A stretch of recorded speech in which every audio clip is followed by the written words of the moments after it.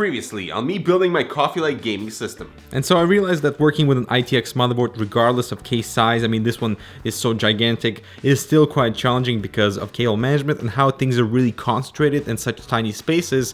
I try to make sure that this space is as clean as possible, but of course the compromise is having all these cables and just making sure that they're flat enough so the side panel could close just fine. And so the next thing for me would be to figure out how to position this case inside my space. So it has been a few days, I've made some adjustments, I've overclocked the chip, and this i5 is impressive. So let's check it out right after this. The Massdrop Vast Curved Gaming Monitor is now available, measuring at 35 inches with 3440 by 1440p resolution at 100Hz and FreeSync support with nice stand that can do portrait mode, because why not? So join the drop with the link in the description below to get your game on. Okay, so first of all, the idea of two PCs at one desk didn't really take off for me because the Shift X enclosure is just too different to fit in my space and I don't want to really hide it under the desk. Plus my 4K display isn't exactly gaming friendly at 60Hz. So instead, I've decided to have a gaming desk in the office with a proper 144Hz display and proper gaming audio too. So I use the Element amp for my Ryzen workstation and this new ARC headphone amplifier from Mayflower because it also has a microphone jack, so I can plug in my headset and not really worry about reaching into the top section of the case for that I/O. So actually, since getting this setup, I realized how perfect an ITX form factor is for, let's say, a secondary gaming system, especially in an office as small as mine. And while the case is super tall and I'm not really using it to full advantage, I really do appreciate the minimal footprint the case occupies on my desk, which is about the same as the monitor. And to complete the build inside, I actually removed the white sleeving and the extensions and the RGB memory because it added to the bulk of cables, and Fantex actually included a thin 8-pin CPU extension that I routed near the fan to the rear, and also this entire midsection is now a little bit more under control cable-wise without those thick extensions. I have added non-RGB G.Skill memory at 3200 MHz, and the rest of the system has stayed the same.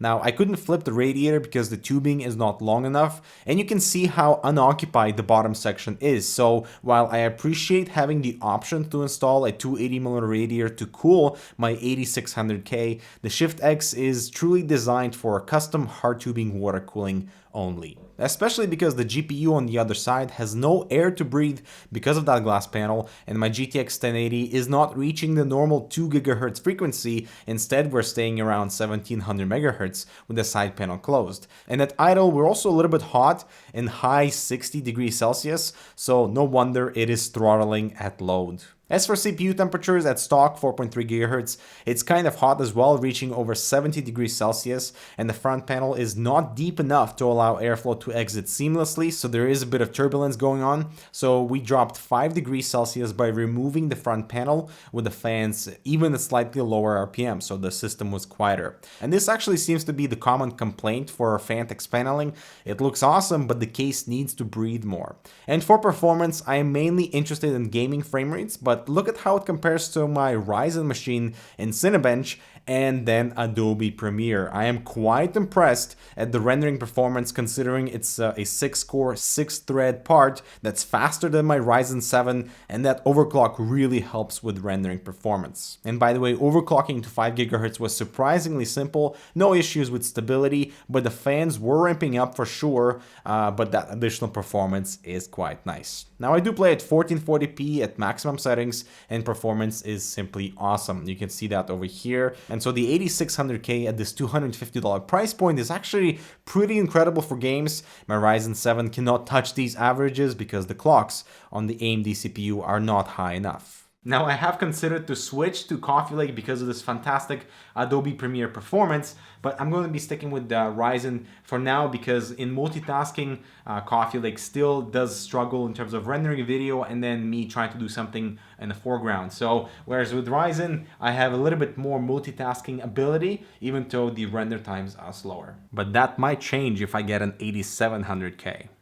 What a performer this i5 chip. I am honestly very impressed by the performance in Adobe Premiere in particular. Like, the thing is faster in rendering videos than my Ryzen machine. You know, I love my Ryzen, but wow, Coffee Lake, damn, you're impressive. But If you've been considering to upgrade perhaps from an earlier generation Intel processor, make sure to check out our 8700K versus 2600K video and to see what the performance difference is between those two CPUs, because the time gap is quite large, but the performance gap in games isn't. Now I'm pretty happy with my case of choice because it's so tall and allows me to mount that giant radiator on the front, even though there's a bit of airflow restrictions in here and I'm not utilizing this case to its full potential.